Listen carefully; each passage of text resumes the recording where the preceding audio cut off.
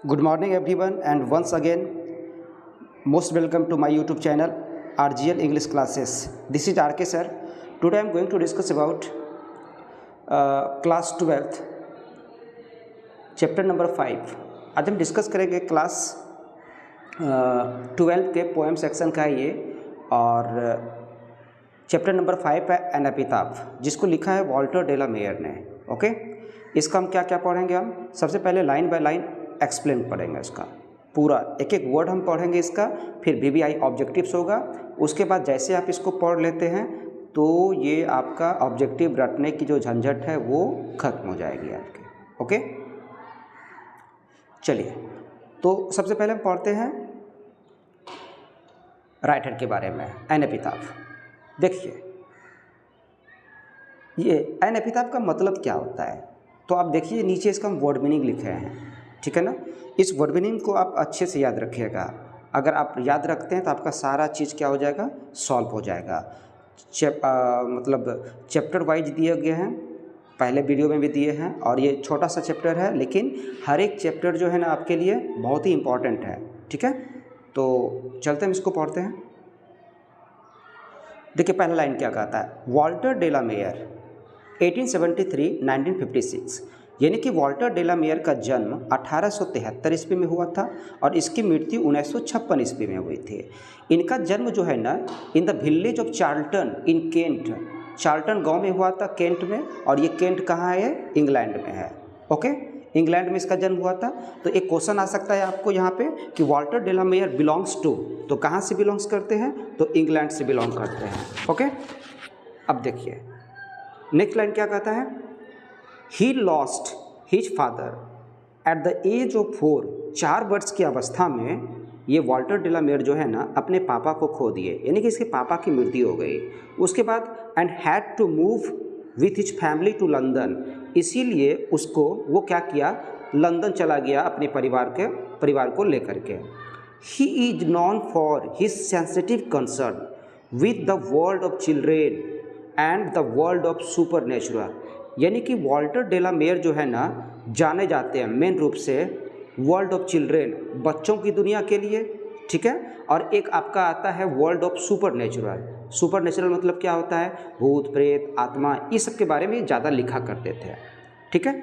इनकी जो 2 महत्वपूर्ण रचनाएं देखिए, इसका songs for children and peacock pie, ये दोनों जो रचनाएं इनकी डेपिक्ट्स वर्ल्ड ऑफ ड्रीम्स, सपनों की दुनिया की बात करता है।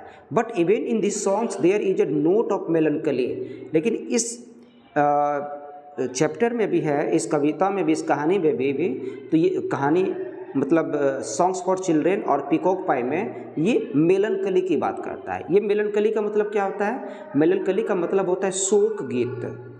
शोक गीत का क्या होता है, शोक मतलब शोक मनाना, ठीक है।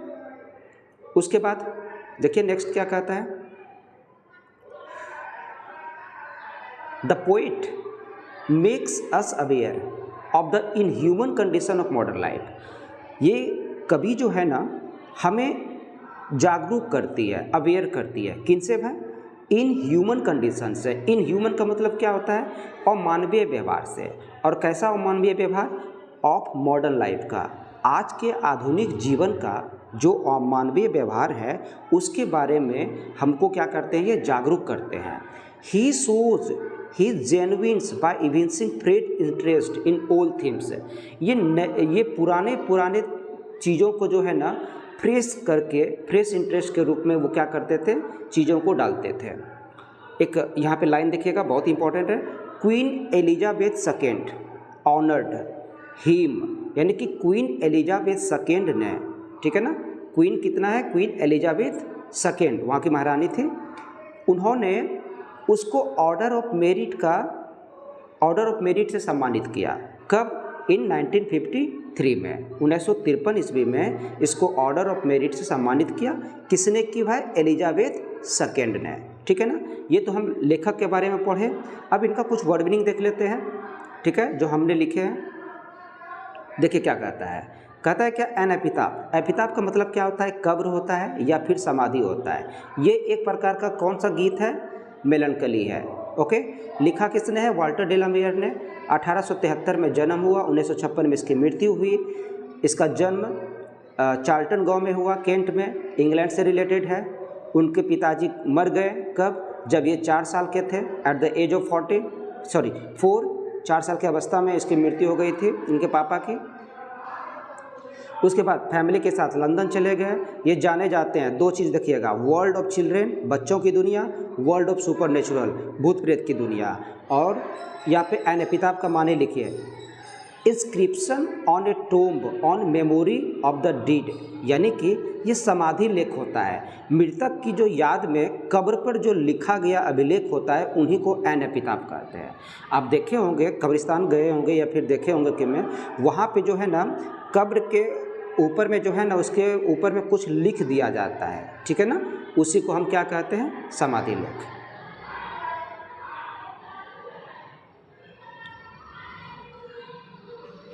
देखिए उसके बाद क्या है? सॉन्ग्स फॉर चिल्ड्रेन और पीकॉक पाई, ये वर्ल्ड ऑफ ड्रीम्स, सपनों की दुनिया की बात करता है। उसके बाद मेलनकली, एक प्रकार का शोक गीत है। अवेयर मतलब अवगत कराती है ये हमें, किन से भाई? The in human condition of modern life, आधुनिक जीवन किसका भाई? और मानवीय स्थिति के, आधुनिक जीवन के मानवीय स्थिति को बताती है। क्वीन एलिजाबेथ सेकेंड ने क्या किया? उसको ऑर्डर ऑफ मेरिट का मतलब सम्मानित किया, ऑर्डर ऑफ मेरिट से, ठीक है। अब चलिए,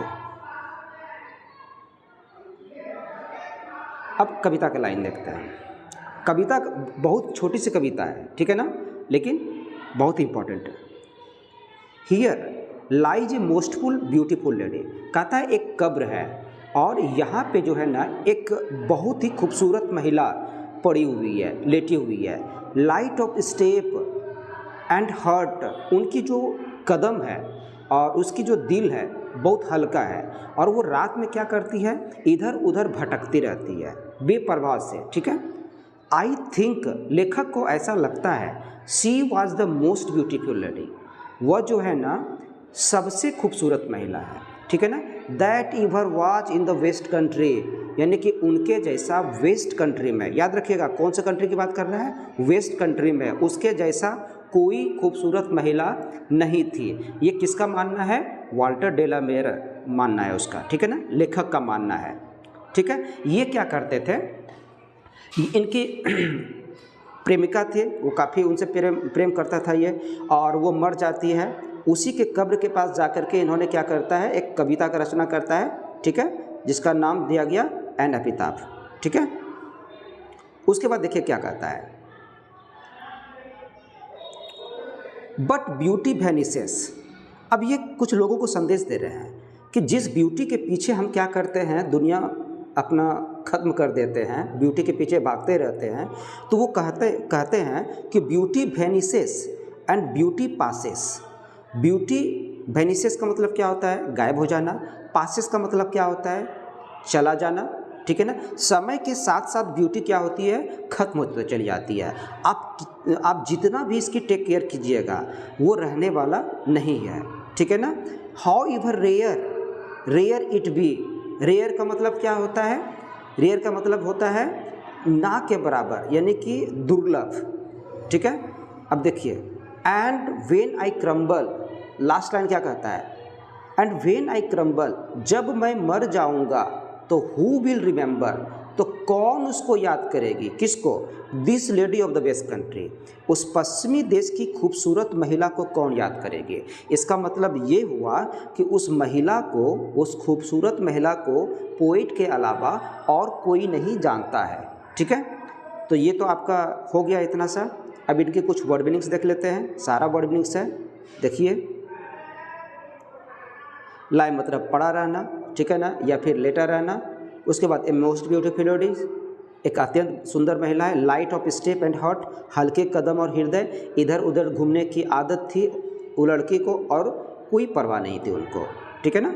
लोगों को ऐसा लगता है, लेखक को ऐसा लगता है कि अब तक की वो सबसे सुंदर महिला है। कहाँ की भाई? वेस्ट कंट्री की, ठीक है ना। उसके बाद ब्यूटी के बारे में बात किए हैं ये, तो ब्यूटी क्या हो जाती है? समय के साथ खत्म हो जाती है, गायब हो जाती है, लुप्त हो जाती है, ठीक है।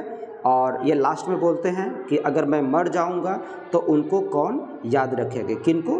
This lady of the waste country. ये तो हम पढ़ लिए। अगर हम पार्ट से चलते हैं कि इसका कुछ ट्रू और फॉल्स देखते हैं।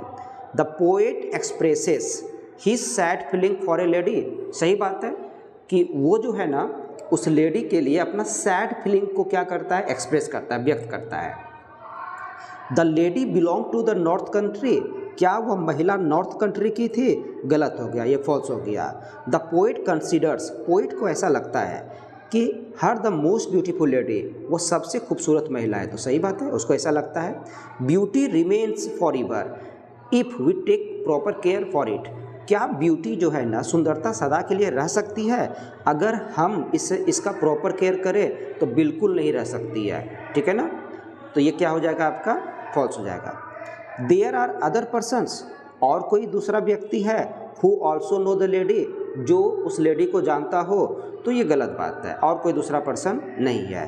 The poet feels that, poet को ऐसा महसूस होता है, after his death nobody will remember, कि मेरे मरने के बाद उनको कोई याद नहीं करेगा, तो ये सही बात है, ठीक है।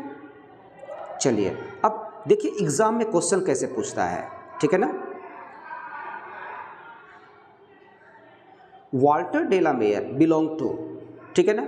अब आपको हम बताए थे कि इनका जन्म देख लीजिए थोड़ा सा। इनका जन्म अगर हम देखते हैं, ऊपर में लिखे हुए हैं 1956, ओके। एक चीज़ आपको हम बताते हैं कि इसकी मृत्यु 1873 ईस्वी में इसका जन्म हुआ था, 1956 में मृत्यु हुई थी। तो 1956 में 19 है, ये 19 से एक आगे बढ़ा दीजिए तो क्या हो जाएगा, ये 20th, तो ये 20th सेंचुरी। उसी प्रकार अगर हमको मान के चले 1870 रहता, तो इस 18 में एक बढ़ा देते तो क्या हो जाता, 19th सेंचुरी हो जाता, ठीक है ना।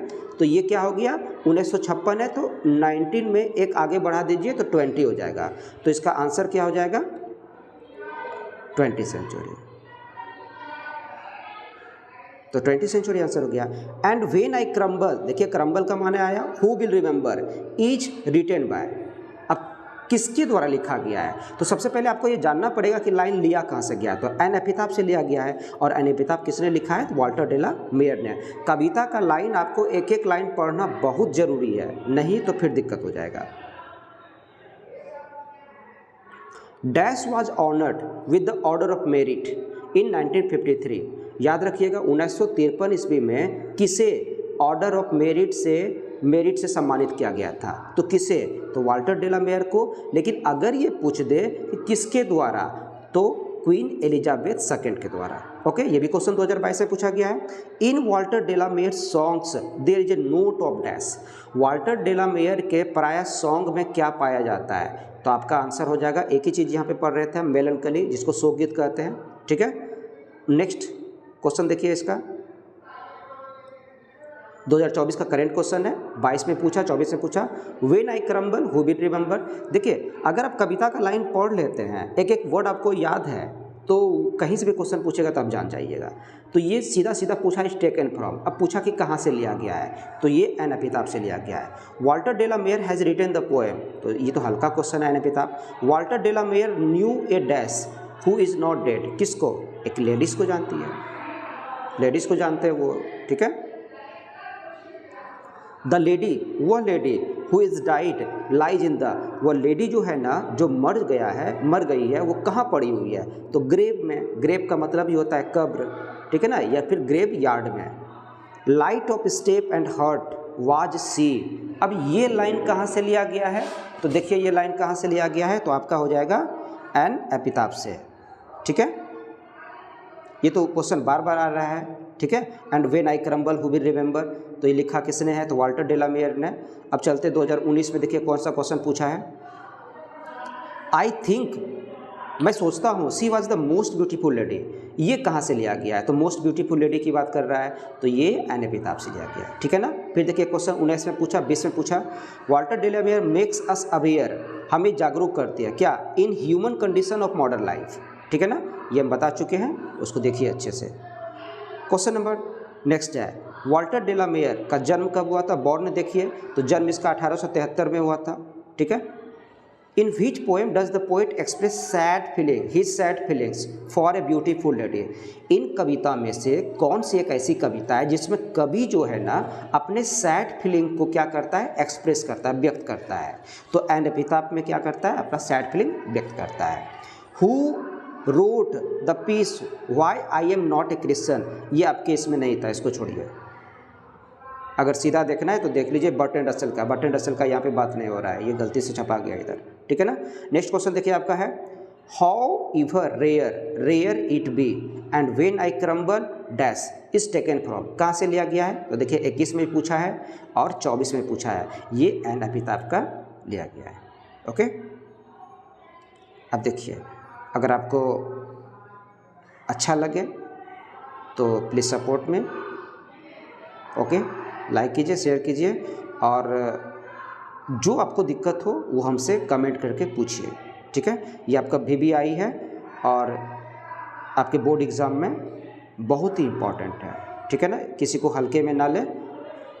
Okay, thank you so much.